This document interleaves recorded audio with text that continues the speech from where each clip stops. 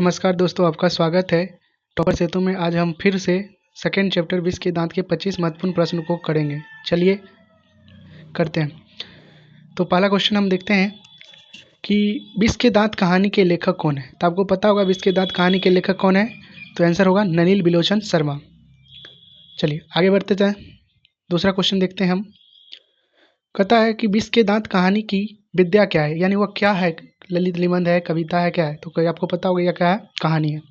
उसी तरह से अगला क्वेश्चन देखते हैं। 3 नंबर क्वेश्चन में 3 नंबर क्वेश्चन कहता है सेन साहब अपने पुत्र को क्या बनाना चाहते थे। तो सेन साहब अपने पुत्र को क्या बनाना चाहते थे, बिजनेसमैन या इंजीनियर।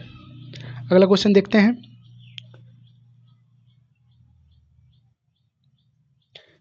सोफर शब्द का अर्थ क्या है। सोफर शब्द का अर्थ क्या होता है, तो ड्राइवर होता है। सोफर शब्द का अर्थ क्या होता है जी, ड्राइवर होता है।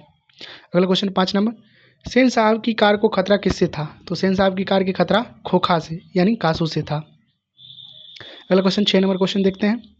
कहता है खोखा के दांत को किसने तोड़ दिया था, मतलब खोखा का दांत किसने तोड़ा था, तो मदन आंसर होगा। अगला क्वेश्चन देखते हैं। मदन किस वर्ग का प्रतिनिधित्व करता है। तो मदन एक गरीब वर्ग है, यानी निम्न वर्ग का। 8वां क्वेश्चन, सेन साहब के घर में कौन सा भेदभाव दिखता है। तो आपको पता होगा कि वहाँ पे लिंग आधारित भेदभाव दिखता था। अगला क्वेश्चन, सेन साहब की कितनी लड़कियाँ थी। तो सेन साहब की 5 लड़कियाँ थी। आप उन 5 लड़कियों का नाम जरूर याद रखिएगा, एग्जाम में पूछता है। अगला क्वेश्चन देखते हैं।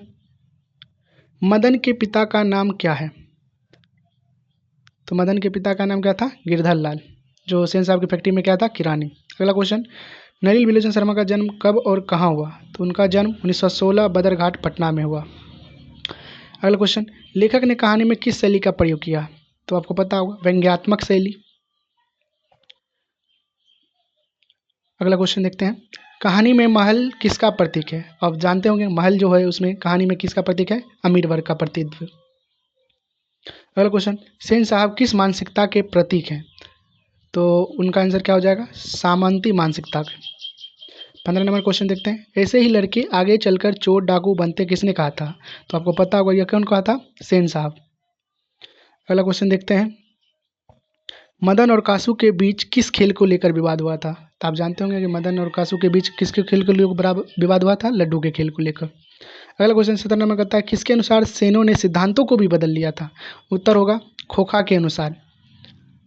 अगला क्वेश्चन 18 नंबर, सेन साहब के कार की कीमत कितनी थी, मतलब उनकी कीमत कितनी थी, 7500 रुपये यानी 7500 रुपये। अगला क्वेश्चन देखते हैं 19 नंबर, विष के दांत कहानी किस कहानी संग्रह से ली गई है। तो यह जो है विष के दांत तथा अन्य कहानी संग्रह से ली गई है। अगला क्वेश्चन 20 नंबर, कौओं की जमात में शामिल होने के लिए कौन ललक गया।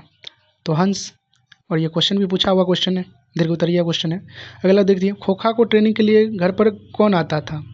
तो आपको पता होगा एक बढ़ई, ताकि वह क्या कर न सके, ठोक पीट करना सीख सके। अगला क्वेश्चन है, सेन साहब ने किसे खूब फटकार लगाई। जब खोखा गलती करता है तो उसकी फटकार किसको लगाया जाता है, गिरधर लाल को लगाया जाता है, नहीं उसके पिता को। अगला क्वेश्चन, मैं तो खोखा को इंजीनियर बनाने जा रहा हूँ, यह कथन किसका है। आपको पता होगा यह कथन सेन साहब का।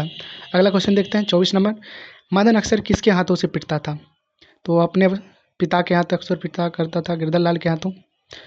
लास्ट क्वेश्चन 25 नंबर देखते हैं। लड़कियां क्या है, कठपुतलियां हैं, इस बात पर किनको गर्व होता था। तो उनके माता पिता को गर्व होता था। अगर वीडियो अच्छा लगा हो तो लाइक कर दीजिए, सब्सक्राइब कर दीजिए। Thank you.